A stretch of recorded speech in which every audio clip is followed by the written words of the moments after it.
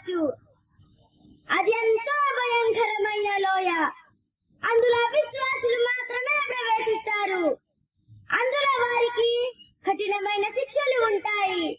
వారు అందులో ఎన్నో బాధలు పడుతూ ఉంటారు. అగ్ని ఎంత ఘోరంగా ఉంటుందంటే ఇది భూలోకంలో ఉండే నిప్పు కన్నా 69 రెట్లు అధికంగా ఉంటుంది. ప్రతి మానవుడు చేసే పనికి ఒక ఉద్దేశం అనేది ఉంటుంది. అలాగే నరకానికి కూడా ఒక ఉద్దేశం ఉంటుంది.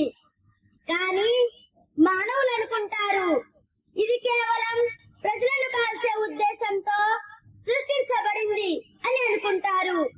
అసలు మానవులను కాల్చే ఉద్దేశం అయితే భూలోకంలోని అగ్ని చాలు. నరకాగ్ని అవిశ్వాసులకు, విగ్రహారాధకులకు నిరంతరం శిక్షించే ఉద్దేశంతో సృష్టించారు. అందులోని ఎన్నో రెట్ల వేడిపై ఉన్న నరకం నరకవాసుని విడిచిపెట్టదు. అల్లాహ్ దివ్య ఖురాన్ ఈ విధంగా సెలవిచ్చాడు, లా తుబ్ఖీ వలా తజర్, అటు చావనివ్వదు, ఇటు బతకనివ్వదు.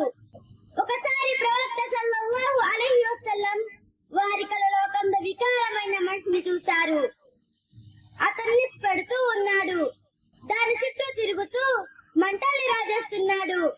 అప్పుడు ప్రవక్త సల్లల్లాహు అలైహి వసల్లం దైవదూత జిబ్రాయిల్ అలైహిస్సలాం ఈ విధంగా ప్రశ్నించారు, ఇతను ఎవరు అంటే నరకాధికారి. అతని పేరు మాలిక్. అతను నరకానికి నిప్పు వెలుగుస్తూనే ఉంటాడు. తీర్పు దినం వరకు నిరంతరం వెలుగుస్తూనే ఉంటాడు. నరకము కఠినమైన శిక్షాస్థలం. మానవుడు అక్కడ ఎలా భరిస్తాడు?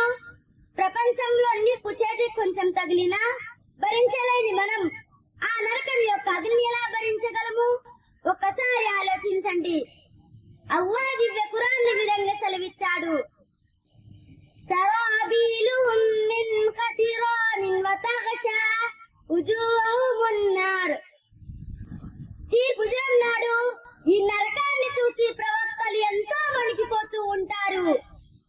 వారు అల్లాహ్తో వారికి ప్రాణభిక్ష పెట్టమని వేడుకుంటారు. పూర్వకాలంలో సహాబాలు నరకాన్ని గుర్తు చేసుకొని వెక్కి వెక్కి ఏడ్చేవారు. నరకంలో విషసర్పాలు, తేళ్లు, కాటుల ద్వారా శిక్షించడం జరుగుతుంది.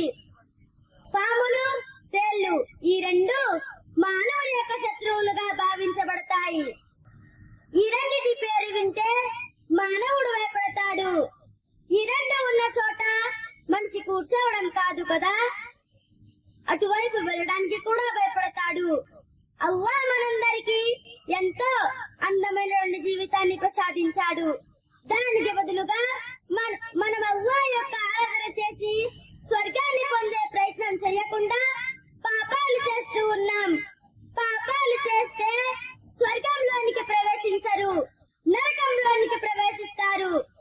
కాబట్టి మనం ఆ భయంకరమైన నరకాల నుండి సురక్షితంగా ఉండాలంటే పుణ్యాలు చేసుకుంటూ